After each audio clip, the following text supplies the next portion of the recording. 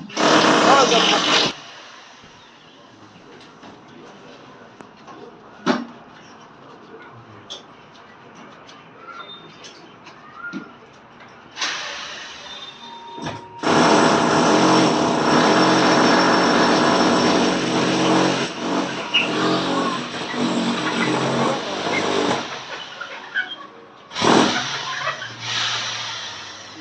نعم يا بابا.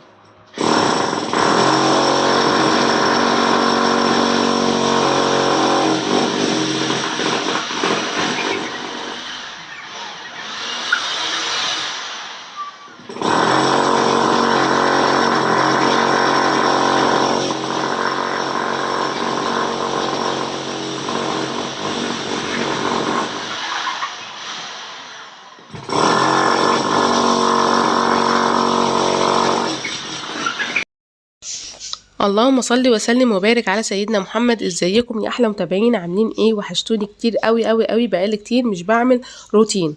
النهارده جايه لكم بقى بروتين جامد جدا جدا وهفرحكم معايا.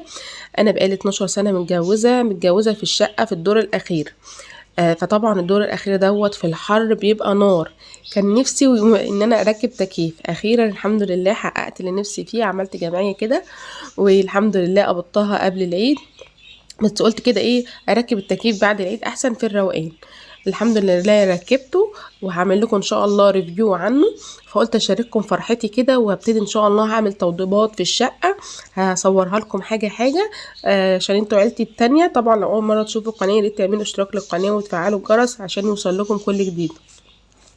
الشركة اللي انا اشتريت منها التكييف بتوصله لغاية البيت وبتركبه كمان. وبصراحة سعرها حلو جدا. لو حد عايز الشركة عشان ما اعملش اعلان عنها، هكتب لكم في التعليقات ان شاء الله واقول لكم كمان كل حاجة في الريفيو اللي انا هعمله عن التكييف. بقى طبعا لما جت الشركة ركبت التكييف بهدلت الدنيا طبعا، شنيور وركبته في اوضه النوم. الحصان ونص بياخد مساحة 12، يعني 3 في 4، اكتر حاجة 12 متر. والتلاتة حصان بياخد مساحة من 20 ل 30 متر. فطبعا التلاتة حصان سعره معدي جدا جدا. فانا جبت حصان ونص وركبته في اوضه النوم. فطبعا هم عملوا تكسيرات في المكان اللي انا ركبت فيه الكمبروسر، وتكسيرات جوه برضو في اوضه النوم. فالدنيا عندي اتبهدلت جدا. فقلت بما اني كده كده هعمل روتين بقى، فقلت اصور لكم معايا واقول لكم انا هعمل ايه بالظبط. وعشان كانت بقالي فتره جدا مش بصور روتينات، كنت بصور لكم وصفات وحلويات العيد. دي الكرتونه بتاعتها بقى. انا هعمل لكم فيديو مفصل عن التكييف نوعه ايه، سعره كام، مع ان كل يوم السعر بتاعه بيزيد. بص منظر اوضه النوم بقى عامل ازاي، كل حاجة فيها تراب، كل حاجة فيها اتردمت تراب.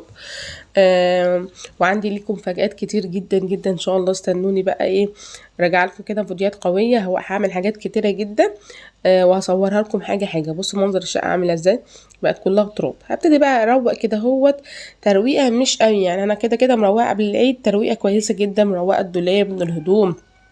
هروق كده اهوت يعتبر من على الوش، لان انا لسه هعمل توضيبات تانية في الشقة فهبهدل الدنيا. فبدل ما اوضب واروق وامسح وانضف واعقم والكلام ده كله، لا احنا هنروق بس، هنكنس ونلم التراب ده كله ونلمع.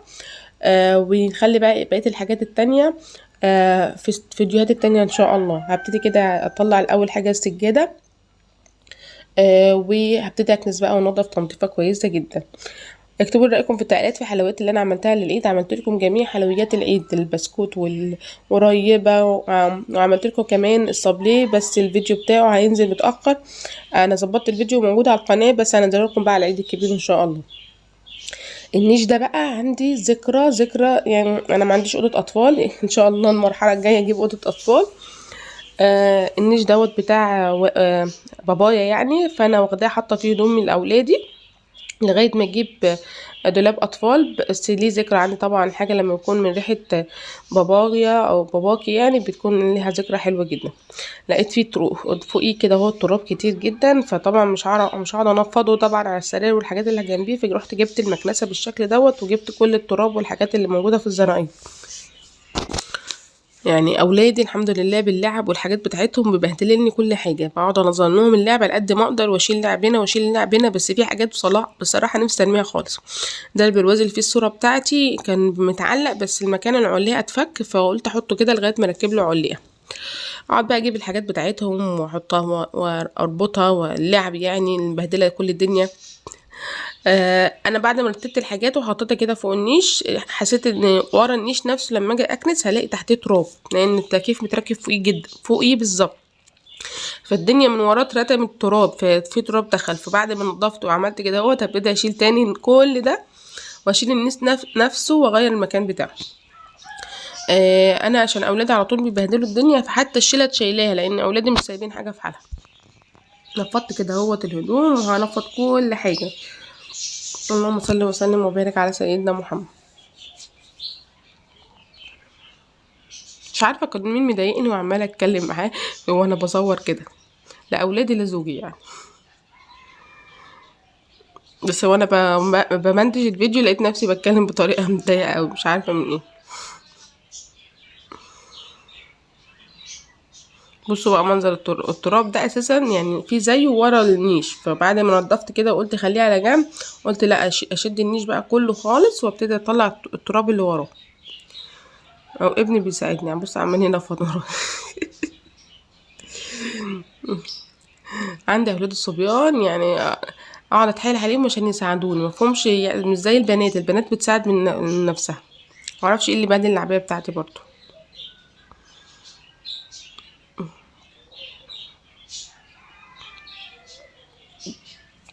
اللهم صل وسلم وبارك على سيدنا محمد. اوعي تكون فيكي اسمنتة، ما غسلتك ولا ما غسلتكيش. بصي ارجع حشتها بقى وهبتدي ارجعها ورا كده من فوق في الهدوم بتاعت اولادي ومن تحت في العده بتاعت جوزي بتاعت الشغل، فبصراحه انا عايزه ارميه اساسا كله في الزباله. ان شاء الله المرحله الجايه كده اجيب دولاب حلو كده للاولاد في اوضه الاطفال وهصوره لكم ان شاء الله. بس سألت على سعر غرف النوم بتاعت الاطفال او الشبابي بتبدأ من 13,000، فكتير جدا طبعا. ففي ناس نصحتني اجيب دولاب بس، فانا قلت ده ما اجيب دولاب يعني بفكر اجيب مثلا الاولاد كبروا شويه هجيب اوضه شبابي كده اهوت حلوه، احسن من اوضه الاطفال. وفي ناس قالت لي هات دولاب بس، فهنشوف بقى على حسب الفلوس وعلى حسب الحاجه لو لقيت دولاب حلو عجبني ابقى اجيبه ان شاء الله. دي المكنسه بلمها واشيلها، ولادي برضو مصبغاش في حالها ومبوظوها لي. شكل النيش في الوش كده شكله حلو قوي. فطبعا ده مؤقتا يا جماعه، كل ده هيتشال بعدها بيوم او يومين يعني، واصور لكم انا هعمل ايه بالظبط.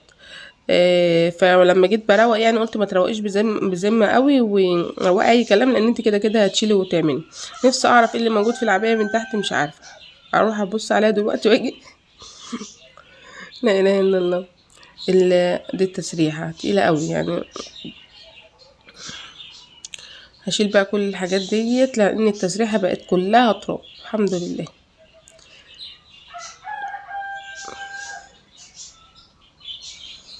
والله عايزه اجيب جلانس وبيدج للازاز وللخشب واللي منزل انسى.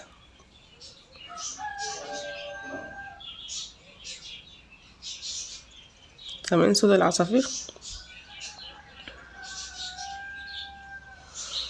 انا مسحت كل حاجه وهغير معاكم برضو السرير.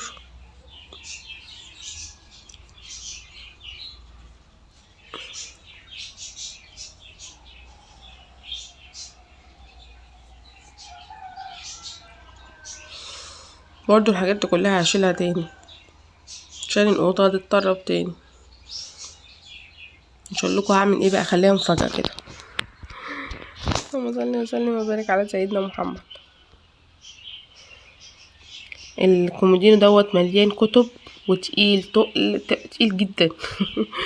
مليان الكتب بتاعت الجامعه مرضتش ارميها يعني، ذكرى عندي حطها فيها كتب دينيه وحاجات، فمرضتش تقيل جدا. بفكر احطها في شنطه كده اهوت واشيلها فوق الدولاب واستخدم الكومودينو في اي حاجه، يعني هدوم بيبي مثلا، هدوم بنت صغيره، شرابات كده يعني، بفكر يعني. ما نفضت كل الحاجات دي والشرط بتاعت جوزي، وهبتدي بقى انفض السرير وافرشه. هحب اقول لكم يعني انا كنت بروق كده، كانت الساعه 11 12 بالليل، عقبال ما الناس جم ركبوا التكييف ومشوا. بس طبعا ما كانش ينفع الواحد يبات في التراب دوت. وصحيت من النجمه الساعه 7 الصبح، غسلت كل بقى الهدوم اللي كان فيها تراب كده. يعني الموضوع ده كان حصل مثلا يوم الجمعه، اول جمعه بعد العيد. اللهم صل وسلم وبارك على سيدنا محمد. كنست كده ولميت كل التراب، وهبتدي بقى اكنس الصاله برضو.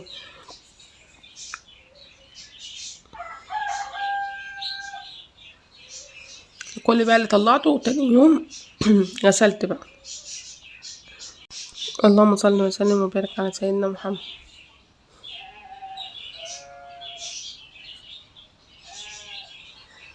وبعدين يا ياسمين، لا اله الا الله محمد رسول الله. احب اقول لكم الانتريه دوت بيتغير كل يوم.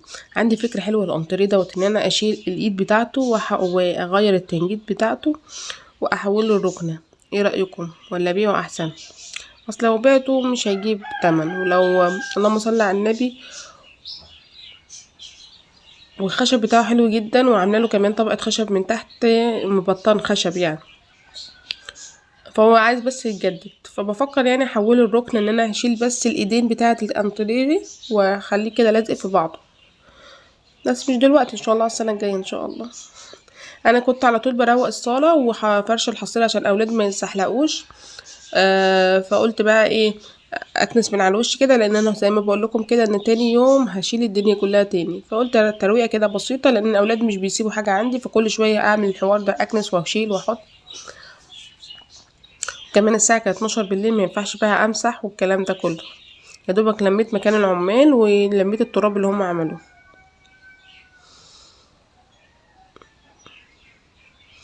على فكره انا كنست نص السلم اللي فوق، وما كنستش النص اللي تحت، لان أنا كده كده انا بكنس الشقه كلها، بطلع كل التراب على السلم.